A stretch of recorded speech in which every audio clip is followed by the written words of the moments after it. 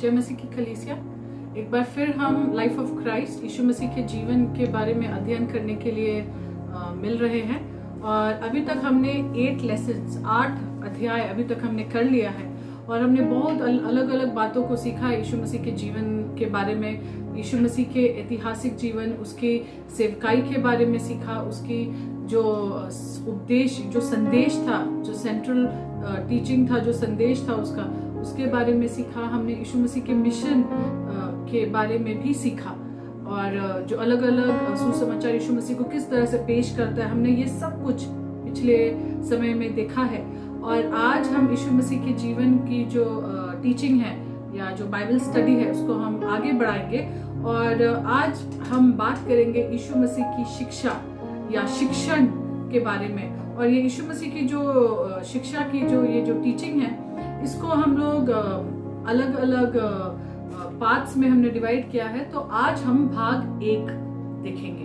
Okay, सो आज हमारा जो लेसन जो है वो है यीशु मसीह की शिक्षा और भाग 1। सो आइए, इससे पहले कि हम लोग ये टीचिंग की ओर चले, हम लोग एक छोटा सा प्रार्थना करेंगे। प्यारे परमेश्वर, हम धन्यवाद देते हैं आज का दिन जो आपने हमें दिखाया है। प्रभु, आपने मुमकिन किया कि हम आपकी कलीसिया जब फिजिकल तौर पर, प्रभु शारीरिक तौर पे एक दूसरे के साथ सहभागिता नहीं रख पा रहे हैं, लेकिन प्रभु ये इंटरनेट और मोबाइल और यूट्यूब, जूम के द्वारा प्रभु हमें मौका दिया कि हम एक दूसरे के साथ सहभागिता रखें, बाइबल स्टडी को आगे बढ़ाए, डिसाइपलिंग को आगे बढ़ाए। प्रभु धन्यवाद देते हैं। प्रभु आज का ये बाइबल स्टडी का लेसन भी आपके हाथ में सौंपते हैं। ओ प्रभु, हम मांगते हैं आपसे कि आप हमारी सहायता करें कि प्रभु हम आप जैसा चाहते हैं वैसा बनते चले जाए। जितना हम आपके बारे में जानेंगे प्रभु, जितना हम आपके सत्य को जानेंगे प्रभु, उतना ही हम अपने जीवन में आजादी को महसूस करें। परमेश्वर पिता, आपका सत्य हमें आजाद करे। धन्यवाद देते हैं, यीशु मसीह के नाम से मांगते हैं, आमीन। सो हम लोग आगे बढ़ाएंगे। जब यीशु मसीह हम लोग बात करें यीशु मसीह का, अभी तक जो हमने बात किया वो यीशु मसीह का इस धरती पे जो जीवन उन्होंने व्यतीत किया उसके बारे में हमने बात किया है। So when Jesus came with his message of the kingdom of God, जब यीशु मसीह परमेश्वर के राज्य का संदेश या उस मैसेज को लेकर के जब हमारे बीच में, जो लोगों के बीच में जब वो आए थे, उन्होंने सिर्फ ये संदेश को घोषणा ही नहीं किया। He just did not proclaim it. उन्होंने बस आके हर एक को जाके घोषित नहीं करते रहे परमेश्वर के राज्य के बारे में, लेकिन उन्होंने सिखाया और समझाया कि इसका क्या मतलब है, परमेश्वर के राज्य का क्या मतलब है लोगों के जीवन में, राइट। और उन्होंने सिखाया, यीशु मसीह का जो टीचिंग्स है, उसका जो शिक्षण है, जो यीशु मसीह की शिक्षाएं हैं ना, ये एक्सप्लेन करता है, समझाता है हम लोग को कि परमेश्वर का राज्य का सही मतलब या सही मायने क्या है और परमेश्वर के राज्य में जीवन बिताने का मतलब क्या है। वास्तविकता में परमेश्वर के राज्य में जीवन कैसा होता है, ये सब के बारे में यीशु मसीह ने अपने शिक्षाओं में हम लोग को समझाया है। ओके, और एक परमेश्वर के राज्य के एक सच्चे नागरिक होने के नाते, ठीक है, हमें किस तरह का जीवन को जीना है। And this is one of the questions Jesus came to answer with his teachings. So अपने शिक्षाओं के द्वारा, अपने शिक्षण के द्वारा ये एक प्रश्न है जिसका उत्तर देने यीशु मसीह आए। So हम लोग आज यीशु मसीह के शिक्षण के बारे में जब अध्ययन करते हैं, हम सिर्फ 3 आज पॉइंट्स को देखेंगे। आप लिख सकते हैं पॉइंट 1, पॉइंट 2, पॉइंट 3 और इसमें बहुत से छोटे छोटे और सब पॉइंट्स होंगे। सो जो पॉइंट 1 है जो हम लोग देखते हैं वो है Jesus taught a new righteousness. यीशु मसीह एक नया धार्मिकता सिखाया। ओके, यीशु मसीह ने एक नया धार्मिकता को सिखाया। सो आज हम 3 बातों को देखेंगे जो यीशु मसीह ने अपने शिक्षण में हमें सिखाया, और नेक्स्ट टाइम हम 3 बातों को देखेंगे जो यीशु मसीह अपने शिक्षण में हमें सिखाया है जो यीशु मसीह ने। सो पहला जो हमने बोला आज, नंबर 1 जो है वो है Jesus taught a new righteousness. यीशु मसीह ने एक नई धार्मिकता को सिखाया है। और इसमें पॉइंट ए, कैपिटल ए जो हम देखते हैं वो ये है, that God freely and mercifully gave us his righteousness. परमेश्वर ने बहुत ही ही आजादी के साथ और बहुत ही दया के साथ अपनी धार्मिकता को हमें दिया है, ताकि हम जीवन जी सके और उसके धर्मी राज्य में जी सके। Okay, so that we can have life, ताकि हमें जीवन मिले, life in abundant, right. Yeshu Masih दुनिया में आया जीवन देने के लिए और बहुतायत का जीवन देने के लिए। सो परमेश्वर अपनी धार्मिकता को हमें आजादी के साथ फ्रीली, आजादी के साथ फ्रीली और बिना मर्सीफुली, बिना कोई रोक टोक के, बहुत ही दया के साथ यीशु परमेश्वर ने अपनी धार्मिकता को हमें दिया है, ताकि हम जीवन पा सके, ताकि हम वो जीवन जो वो परमेश्वर हमें देना चाहता वो जीवन हम जी सके और उसके धर्मी जो राज्य है, उसका जो राइचियस किंगडम है, उसका जो धर्मी राज्य है, उसमें हम जी सके। ओके, सो ये पॉइंट ए में जो नंबर 1 है, आइए हम लोग उसको देखेंगे कि एक बार जब हम परमेश्वर की उस धार्मिकता को ग्रहण कर लेते हैं, परमेश्वर चाहता है कि वो धार्मिकता फिर हमारे जीवन में काबू करे, ठीक है, और हमारे जीवन पर पूरे तरह से शासन करे। परमेश्वर चाहता है कि वो धार्मिकता जो परमेश्वर का, जब हम उसको ग्रहण कर लेते हैं, तब हम भी we to become righteous like our Lord, तब हम भी अपने प्रभु के जैसे धर्मी बनते चले जाएं। सो जब परमेश्वर का धार्मिकता हमारे जीवन पे पूरा तरह से काबू करता है, हमारे जीवन पे जब वो शासन करता है, राज्य करता है, तब हम अपने प्रभु के जैसे धर्मी बनते चले जाते हैं। ये परमेश्वर की इच्छा है, परमेश्वर ये चाहता है कि ऐसा हमारे जीवन में हो। सो पॉइंट बी जो है अभी हम लोग देखेंगे उसमें, और मत्ती उसका 5 अध्याय का 20 पद, ये एक बहुत ही महत्वपूर्ण वचन है, ठीक है, अंडरस्टैंड करने के लिए, ये समझने के लिए कि ये जो नई धार्मिकता है जिसके बारे में यीशु मसीह हमें सिखाते हैं, ठीक है, और जिसके बारे में यीशु मसीह ने पहाड़ी उपदेश में सिखाया। हम देखते हैं मत्ती 5 अध्याय से लेकर 7 अध्याय तक पूरा वो जो पहाड़ी उपदेश है, वहां पर यीशु मसीह हमें कुछ बातों को सिखा रहे हैं, और वो एक तरह का धार्मिकता है, वो एक नई धार्मिकता है जो यीशु मसीह हमें समझा रहे हैं, जो यीशु मसीह हमें सिखा रहे हैं। और इसको समझने के लिए मत्ती 5 अध्याय का 20 पद बहुत ही महत्वपूर्ण है, ठीक है, आइए हम पढ़ेंगे। क्योंकि मैं तुमसे कहता हूं कि यदि तुम्हारी धार्मिकता शास्त्रियों और फरीसियों की धार्मिकता से बढ़कर न हो, तो तुम स्वर्ग के राज्य में कभी प्रवेश करने न पाओगे। ओके, बहुत ही साफ साफ लिखा है कि अगर हमारी धार्मिकता शास्त्रियों और फरीसियों से ज्यादा अधिक से बढ़कर अगर नहीं है, तो हम परमेश्वर के राज्य में, हम स्वर्ग के राज्य में हम प्रवेश नहीं कर पाएंगे। ओके, सो यहाँ पर हम देखते हैं कि एक ऐसा मांग है जो कि असंभव लगता है।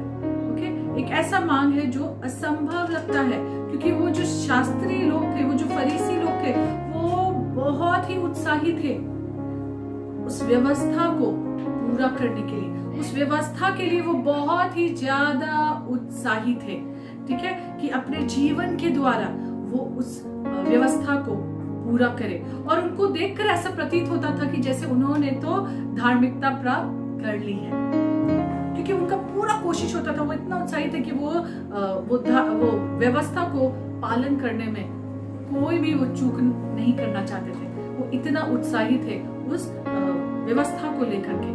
सो ऐसे लोग के साथ हमें कहा जा रहा है कि हमारी धार्मिकता उनसे बढ़कर होनी चाहिए, तो ये एक बहुत ही असंभव मांग लगता है, राइट, बिकॉज लेकिन हमें यहाँ समझना है कि ये जो शास्त्री और फरीसी के धार्मिकता है, और यीशु मसीह हमें जब कह रहा है कि तुम्हारी धार्मिकता उनसे बढ़कर होनी चाहिए, यीशु मसीह कौन सी धार्मिकता की बात कर रहा है? What righteousness was Jesus talking about? किस तरह का धार्मिकता का यीशु मसीह बात कर रहा है? क्या ये वैसे ही धार्मिकता है इसलिए हमें तुलना हो रहा है कि यीशु मसीह कुछ और धार्मिकता की बात कर रहा है? जैसे कि आज हमारा फर्स्ट पॉइंट है कि यीशु मसीह हमें सिखाता है एक नई धार्मिकता। तो आइए ये पॉइंट बी में हम लोग नंबर 1 को हम लोग देखेंगे। हम लोग ये बात को हम लोग यहाँ पे नंबर 1 में डिस्कस करेंगे। जो फरीसी और जो शास्त्री की जो धार्मिकता थी वो कैसे पाते थे वो लोग, व्यवस्था की आज्ञा मानकर, वो व्यवस्था की आज्ञा को मान करके जब उसको पूरी तरीके से व्यवस्था की आज्ञाकारिता में जब वो जीते थे तो वो इस तरह से अपनी धार्मिकता को वो पाते थे। ठीक है, उनका पूरा जीवन व्यवस्था के इर्द गिर्द केंद्रित था या व्यवस्था के ऊपर केंद्र था।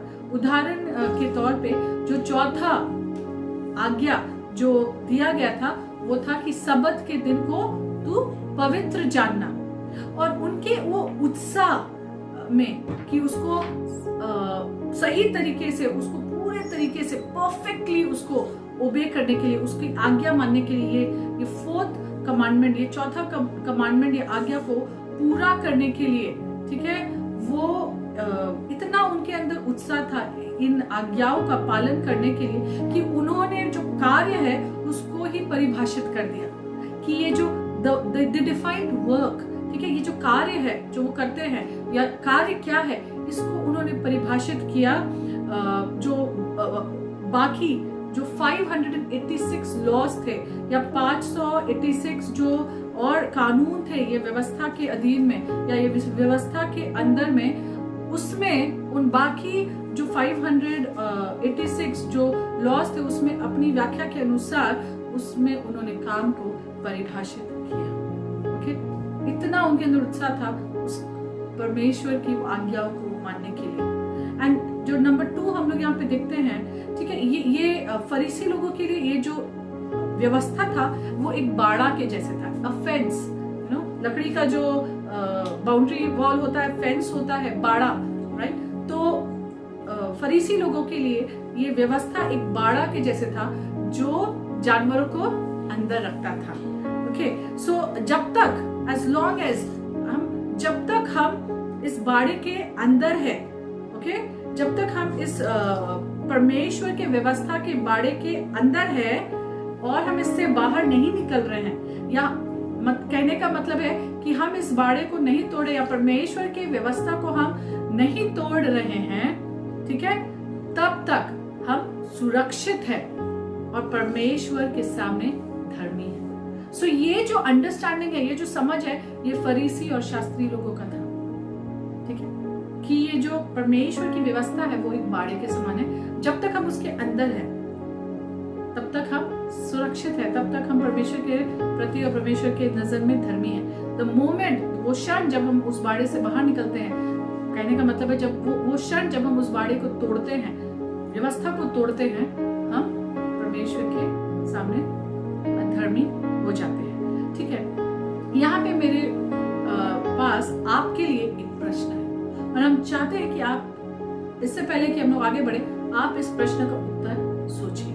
सो मेरा ये प्रश्न है कि एक चोर क्या इसलिए चोर है क्योंकि वो चोरी करता है,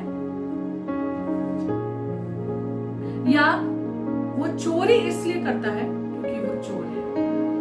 आप इस क्वेश्चन को समझिए। एक चोर इसलिए चोरी करता है क्योंकि वो चोर है, या क्योंकि वो चोर है इसलिए वो चोरी कर रहा है? ठीक है, a thief is a thief because he steals, or does he steal because he is a thief? इसका उत्तर आप समझिए। आपको बहुत कंफ्यूजन लगेगा दोनों बात तो एक ही है, दोनों अलग बात है, दोनों अलग बात है। ठीक है, एक चोर इसलिए क्या चोर है, इसलिए हम उसे चोर बुला रहे हैं क्योंकि वो चोरी करता है, कि वो व्यक्ति चोर है इसलिए वो चोरी कर रहा है। ठीक है, वो चोरी करता है इसलिए हम उसको चोर बुला रहे हैं, या क्योंकि वो चोर है इसलिए वो चोरी कर रहा है? प्रश्न को समझिए। मुझे नहीं पता आप क्या प्रश्न का उत्तर दे रहे हैं, लेकिन मैं आपको ये समझाने के लिए इस बात को मैं आपको ये उत्तर देना चाहती हूँ। He steals because he is a thief. वो इसलिए चोरी करता है क्योंकि वो एक चोर है। ठीक है, और यीशु मसीह इस दुनिया में आए हमारे अंदर से उस चोर को बाहर निकालने के लिए। यीशु मसीह हमारे अंदर से उस चोर को बाहर निकालने के लिए, क्योंकि चोर आता है हत्या करने, घात करने, सो आप समझिए, तो क्योंकि वो चोर है इसलिए वो हमारे जीवन से वो यीशु मसीह की परमेश्वर की आशीषों को, उसके आनंद को, उसकी शांति को चुरा कर लेके जाता है। सो पॉइंट 3 हम यहाँ पे देख रहे हैं कि यीशु मसीह, okay, Jesus teaches the kingdom citizen. So जो यीशु परमेश्वर के राज्य के जो नागरिक है या जो वासी है, यीशु मसीह उनको सिखा रहे हैं कि उनके जीवन में एक धार्मिकता जो होनी चाहिए वो हृदय की धार्मिकता होनी चाहिए। That righteousness is that of heart। वो हृदय की धार्मिकता है। ऐसी धार्मिकता परमेश्वर के राज्य के लोगों की होनी चाहिए, हृदय की धार्मिकता। क्योंकि अगर हम पाप, अगर हम अगर अपने हृदय में पाप करते हैं तो वो पहले से ही पाप है। यीशु मसीह ने बहुत से उदाहरण दिया है कि अगर हम किसी के प्रति नफरत कर रहे हैं तो हमने इट्स इक्विवेलेंट, वो किसी के हत्या के समान है। अगर हमने किसी को देख करके मन में ही उसके बारे में गलत सोच रख लिया तो वो ऑलरेडी व्यभिचार है, ऑलरेडी पहले से ही वो पाप है। सो यीशु मसीह वही सिखा रहे हैं कि ये जो नई धार्मिकता है ये हृदय की धार्मिकता है, ये कार्यों के द्वारा नहीं है, ये हृदय की धार्मिकता है। ओके, सो जो चौथी पॉइंट है इसमें, पॉइंट बी में जो चौथी बात है वो हम लोग देखेंगे, that Jesus teaches that we do not stop at just the law. मतलब हमें सिर्फ व्यवस्था में आकर रुकना नहीं है। व्यवस्था हम परमेश्वर के द्वारा दिया गया था, मूसा के द्वारा परमेश्वर ने व्यवस्था को दिया, लेकिन हम जो प्रभु के लोग हैं हमें वो व्यवस्था में आके रुकना नहीं है, पर उससे और आगे जाना है, उसके पार जाना है, अपने दुश्मनों को प्रेम करने के लिए।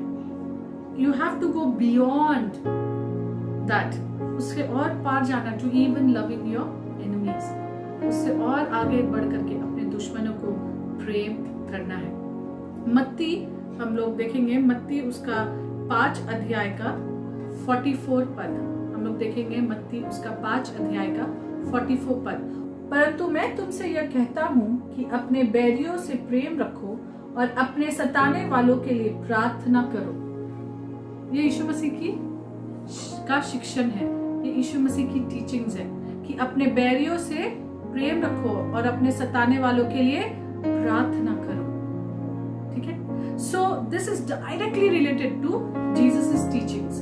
ये सीधे तौर पे ये यीशु मसीह की जो शिक्षण है उससे इसका संबंध है, और उसका जो आज्ञा है प्रेम का, डायरेक्ट ये जो वर्स है यहाँ पे हमने जो पढ़ा, ये पद डायरेक्ट इसका संबंध है। ठीक है, इसका सीधे तौर पे संबंध है यीशु मसीह की शिक्षण और उसका प्रेम करने की जो आज्ञा है। ठीक है, और इससे हम अपने अगले पॉइंट में चलते हैं, और वो है पॉइंट नंबर 2। हम देखते हैं यीशु मसीह का शिक्षण और किस के बारे में था। So Jesus teaching and command of love, यीशु मसीह का शिक्षण और प्रेम करने की आज्ञा। सो इसमें भी हम पॉइंट ए को हम देखेंगे। सो यीशु ने सिखाया कि राज्य का जीवन मुख्य रूप से 2 आज्ञाओं को पूरा करने से हम अनुभव कर सकते हैं, और वो 2 आज्ञा क्या है? अपने परमेश्वर से प्रेम करो और अपने पड़ोसी से प्रेम करो। ठीक है, सो प्रेम करना, to love is to live in God's kingdom. प्रेम करना परमेश्वर के राज्य में जीवन जीना है, परमेश्वर के राज्य में जीना है। क्यों? क्योंकि परमेश्वर प्रेम है। सो जब हम प्रेम करते हैं तब हम परमेश्वर के राज्य में जीते हैं, क्योंकि परमेश्वर प्रेम है। आइए हम पढ़ेंगे लूका उसका 10 अध्याय का 28 पद। उसने उनसे कहा, तूने ठीक उत्तर दिया है, यही कर तो तू जीवित रहेगा। ओके, लूका 10 का 28 में वो कहता है कि तू ठीक कह रहा और जाके ऐसा ही करना। सो यीशु मसीह हमें आज्ञा देता है प्रेम करने के बारे में, क्योंकि जब हम प्रेम करते हैं तब हम उसके राज्य में जीते हैं। हम बी पॉइंट में चलेंगे, और यहाँ पे हम बात करेंगे कि यीशु मसीह का प्रेम मौलिक रूप से बहुत अलग है और ज्यादा गहरा है हम पापी और स्वार्थी मनुष्य के प्रेम से।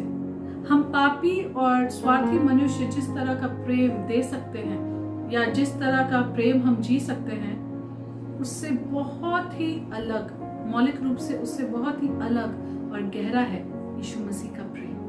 हम क्यों इस बात को कह रहे हैं, आइए हम देखेंगे पॉइंट 1 में इसके बारे में। क्योंकि जब यीशु मसीह ने आज्ञा दिया था अपने सच्चे चेलों को, ठीक है, कि अपने दुश्मनों से प्रेम करो और जो तुमसे नफरत करते हैं उनका भला करो।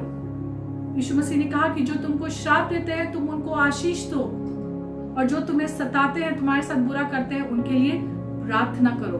लूका उसका 6 अध्याय का 27 से 36 में हम ये सब बातों को पाते हैं। सो यीशु मसीह हमें इस तरह का प्रेम करने के बारे में बता रहे हैं जो एकदम अलग है मनुष्य के प्रेम से, जो एक बहुत ही ज्यादा गहरा है, बहुत ही गहरा है मनुष्य का प्रेम से। ओके, यहाँ पे हम पॉइंट 2 को हम बात करेंगे तो आप और अच्छा से आप समझ पाएंगे। यीशु मसीह का प्रेम जो है वो बिना शर्त का प्रेम है और दिव्य प्रेम है, इसीलिए वो अलग है और वो ज्यादा गहरा है, क्योंकि वो बिना कोई शर्त का प्रेम है, वो एक दिव्य प्रेम है, ठीक है।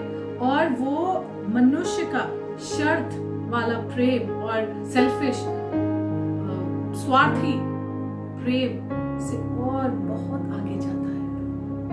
यीशु मसीह का प्रेम मनुष्य के प्रेम से और आगे, बहुत आगे, बहुत दूर जाता है, क्योंकि हमारा स्वार्थी और शर्त के ऊपर हमारा प्रेम होता है, लेकिन यीशु मसीह का प्रेम बिना शर्त का प्रेम है।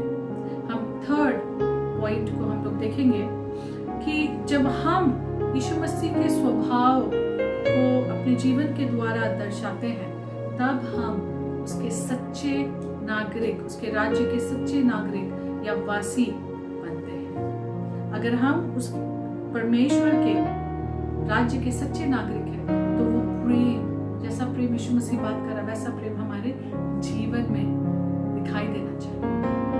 It should reflect from our lives. Okay? हम भी तब बिना शर्त का प्रेम करेंगे, हम भी तब परमेश्वर पिता, हमारे स्वर्गीय पिता के जैसे हम भी फिर दया को दिखाएंगे। सो हमारे जीवन से हम किस तरह का जीवन में हम किस तरह से प्रेम करते हैं, वो हमें बताएगा कि हम परमेश्वर के राज्य के लोग हैं कि हम दूसरे राज्य के लोग हैं। हम 4th पॉइंट को हम देखेंगे। परमेश्वर चाहता है कि उसका प्रेम, ओके, और उसका जो जीवन है वो शासन करे, वो हमारे जीवन पे राज्य करे। वो परमेश्वर के संतान, जितने भी लोग जो परमेश्वर के संतान हैं, उनके जीवन में राज्य करे। परमेश्वर के संतान कौन है? जितने भी लोगों ने यीशु मसीह को के नाम पर विश्वास किया है और उसको अपना प्रभु और उद्धारकर्ता को ग्रहण किया है, और परमेश्वर के संतान कहलाते हैं, परमेश्वर के संतान कहलाते हैं। इसीलिए उन लोगों के जीवन में परमेश्वर का जीवन और परमेश्वर का प्रेम को का राज्य परमेश्वर चाहता है, ठीक है, ताकि वो उसके जो संतान है, उसके जो बच्चे हैं, वो उसकी स्वरूपता में और उसके स्वभाव में बढ़ते चले जाए, ताकि परमेश्वर का स्वभाव, परमेश्वर का जो स्वरूपता है, वैसा ही वो भी स्वभाव रखने लगे और वो यीशु मसीह की स्वरूपता में बनते चले जाए। सो तीसरा जो मेन जो पॉइंट है, हम लोग उसको देखेंगे, जीसस इज टीचिंग ऑफ सर्वेंटहुड, सेवकाईपन के बारे में यीशु मसीह, सेवकाईपन के विषय में यीशु मसीह की जो शिक्षण है, हम जल्दी से इसको देखेंगे। और ये हमारा लास्ट पॉइंट है आज, ये हमारा लास्ट पॉइंट है आज के अध्ययन के लिए। और इसमें नंबर 3 का ये पॉइंट ए, यीशु मसीह ने अपने राज्य के बारे में जब सिखाया तो बताया that the greatest must be servants, जो उसको महान बनना है उसको एक सेवक, एक दास पहले बनना आना है। सो इसमें number 1, to be at the top, अगर हम ऊंचाई में, अगर हम ऊपर रहना चाहते हैं तो हमें नीचे रहकर परमेश्वर और उसके लोगों की सेवकाई करना आना है, प्रेम से, कुड़कुड़ा कर सेवकाई नहीं करना, लेकिन प्रेम से सेवकाई करना आना है। If if you want to be at the top, one must learn, one must be at the bottom, serving God and everyone else out of love. परमेश्वर को और बाकी जितने भी लोग हैं उनको प्रेम से नीचे रहकर सेवा करना हमें आना है, तो परमेश्वर हमें ऊपर उठाएगा। नंबर 2, अगर हम देखेंगे यूहन्ना 13 अध्याय में यीशु मसीह यहाँ पर सेवकाईपन के बारे में, ठीक है, बारे में हमें सिखा रहे हैं। He is talking about servanthood. और ये नंबर 2 पॉइंट का जो ए है उसको हम जल्दी से देखेंगे और उसके बाद आज हम लोग इसका एप्लीकेशन क्या है वो देखेंगे। द लास्ट नाइट, अपने पकड़ाए जाने के पहले जो आखिरी रात था यीशु मसीह का चेलों के साथ में, अपने चेलों के साथ में जब वो था, उसने वहां पर उनको सिखाया कि सेवकाईपन क्या है और उसका महत्व क्या है। यीशु मसीह ने अपने चेलों को ठीक पकड़वाए जाने से पहले एक बहुत ही इंपॉर्टेंट सीख सिखाया, वो है व्हाट इज सर्वेंटहुड। व्हाट इज सर्वेंटहुड, सेवकाईपन क्या है। और जैसा सेवकाईपन के बारे में यीशु मसीह सिखाता है, हमारे लिए बहुत जरूरी है कि हम जब परमेश्वर में आते हैं और जब यहाँ ऊपर पहुंचने चाहते हैं तो वो सेवकाईपन को ना भूलें।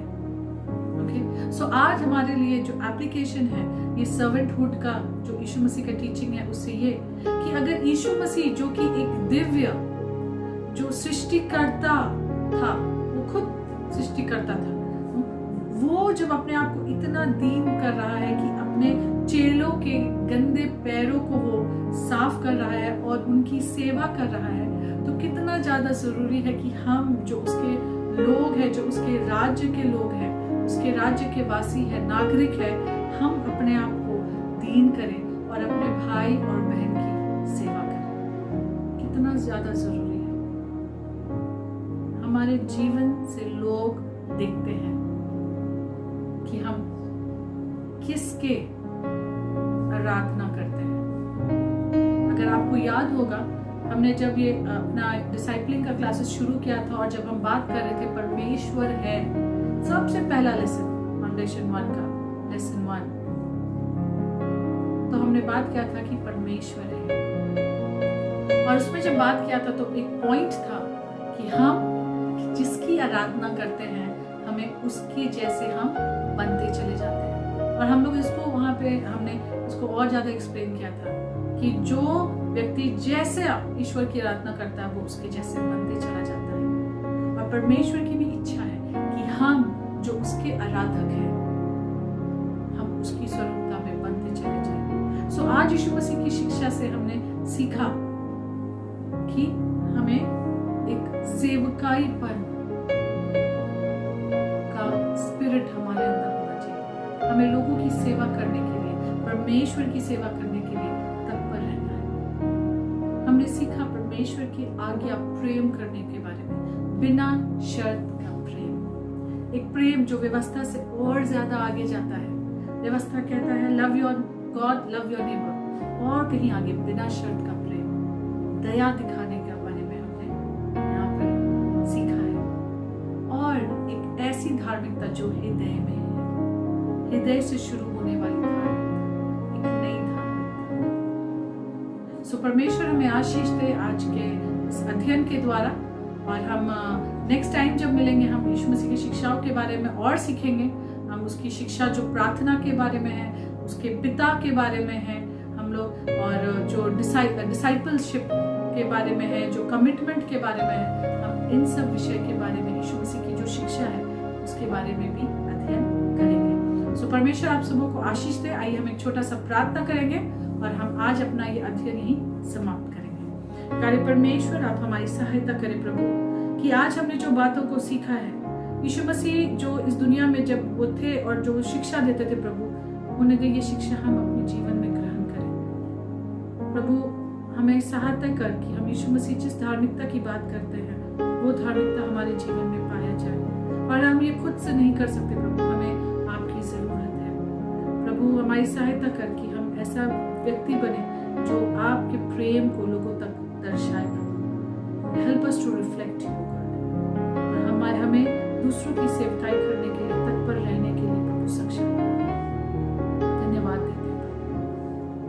हर एक को आपके हाथ में सौंप, यीशु मसीह के नाम से मांगते